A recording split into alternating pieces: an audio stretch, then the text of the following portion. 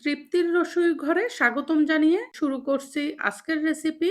আজকে তোমাদের জন্য থাকছে টমেটো আলু দিয়ে একদম হালকা পাতলা একটি মাছের ঝোল রেসিপি।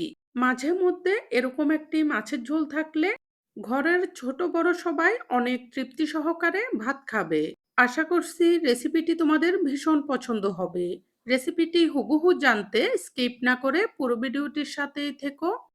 প্রথমেই দেখো, এখানে আমি মাছগুলোকে কেটে ধুয়ে পরিষ্কার করে নিয়েছি। এখানে আমি রুই মাছ নিয়েছি। তোমরা চাইলে অন্য যে কোনো বড় মাছ নিতে পারবে। মাছগুলোকে এরকম করে কেটে দিয়েছি। তোমরা চাইলে এগুলোকে আরো বড় কিংবা ছোট করে কেটে দিতে পারবে। এখন এই মাছগুলোতে দিয়ে দিব হাফ চা চামচ মতো লবণ আর হাফ চা চামচ থেকে একটু কম হলুদের গুঁড়ি। এরপর এগুলোকে মাছের সাথে ভালোভাবে মেখে নিব, যাতে করে লবণ এবং হলুদের গুঁড়িগুলো মাছের গায়ে ভালোভাবে লেগে যায়। মাখানো হয়ে গেলে এই মাছগুলোকে এভাবে রেখে দিব 10 মিনিট মতো। এতে করে লবণ হলুদগুলো মাছের ভিতরে প্রবেশ করবে। মাখানো হয়ে গেলে এগুলোকে সাইডে রেখে দিয়ে চুলায় একটি কড়াই বসিয়ে দিব।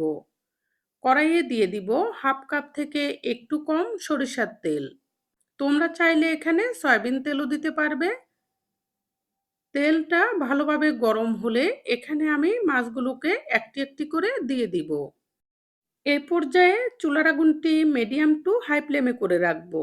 এতে করে মাছগুলো তাড়াতাড়ি লাল হয়ে যাবে আর ভেতরের অংশটা কিছুটা নরম থাকবে। এভাবে ভাজলে মাছটা পরবর্তীতে তরকারিতে খেতে অনেক সফট লাগবে। তবে অবশ্যই মাছের এক ফিট লাল হয়ে গেলেই এরপর মাছগুলোকে উল্টে দিতে হবে। এ পর্যায়ে আমি তোমাদের কাছে একটি রিকোয়েস্ট রাখছি। তোমরা যারা আমার চ্যানেলে নতুন, সকল ধরনের রান্নার সহজ এবং সুস্বাদু রেসিপিটি পেতে আমার চ্যানেলটি সাবস্ক্রাইব করে রেখো। আর যারা আগেই সাবস্ক্রাইব করে রেখেছো তাদের জন্য থাকছে অনেক ভালোবাসা। এভাবে মাছগুলো ভাজি হয়ে যাওয়ার পর এগুলোকে আমি কড়াই থেকে তুলে নিচ্ছি। আর বাকি যে তেলটা থাকবে এখানে ফোড়ন দিয়ে দিব। ফোড়নে দিচ্ছি সামান্য করে সাদা জিরা এবং কালো জিরা। এরপর একটি তেজপাতা দিয়ে দিয়েছি। এখন এগুলোকে নেড়ে একটু ভেজে নিব। ভেজে নেওয়ার পর যখন এগুলো থেকে সুন্দর সুগন্ধ আসবে, এ পর্যায়ে দিয়ে দিব 3টি আলু সেদ্ধ করে এরকম বড় বড় করে টুকরা করে রেখেছি সেইগুলো। এখন আলুগুলোকে নেড়েচেড়ে ভাজতে থাকবো। এখানে এই আলুগুলো তোমরা চাইলে তোমাদের পছন্দ অনুযায়ী শেপে কেটে দিতে পারবে। আলুগুলোকে কিছুটা লাল লাল করে ভেজে নিব। এতে করে আলুগুলো তরকারিতে খেতে অনেক মজা লাগবে। ভাজি হয়ে গেলে এখানে অল্প করে জল দিয়ে দিব। এরপর মশলাগুলো দিব।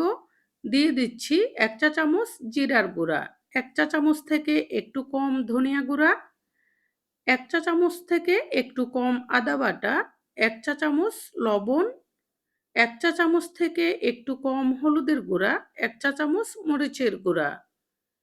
এখন এই মশলাগুলোকে নেড়েচেড়ে আলুর সাথে কিছুক্ষণ কষিয়ে নিব।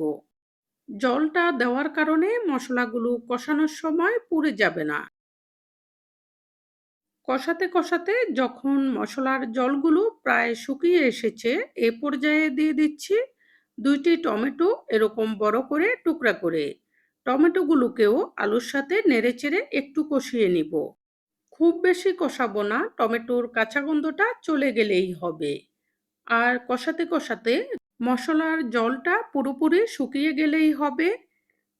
এরপর এখানে ঝোলের জন্য পরিমাণ মতো জল দিয়ে দিব। এখানে ঝোলের জন্য জলটা তোমরা তোমাদের পছন্দ অনুযায়ী দিবে। এরপর নেড়ে এগুলোকে ভালোভাবে মিশিয়ে দিচ্ছি, যাতে করে মশলাটা কোনো প্রকার দলা পাকিয়ে না থাকে। মেশানো হয়ে গেলে এগুলো একটু ফুটে ওঠার জন্য অপেক্ষা করব। ফুটে উঠলেই ভেজে রাখা মাছগুলো দিয়ে দিব। মাছগুলো দিয়ে এগুলোকে নেড়ে ঝোলের সাথে ভালোভাবে মিশিয়ে দিব। এরপর তরকারিটা ভালোভাবে ফুটে উঠলে এখানে 4টি কাঁচামরিচ ফালি করে দিয়ে দিব। আর তরকারিটাকে ঢাকনা দিয়ে চুলার আগুনটি ডিম করে ৫ মিনিট মতো এভাবে বসিয়ে রাখবো। এতে করে মাছগুলো পুরোপুরি সেদ্ধ হয়ে যাবে। এরপর সামান্য করে গরম মসলা উপরে ছড়িয়ে দিব। মসলাগুলো দিয়ে এগুলোকে নেড়ে একটু মিশিয়ে দিব।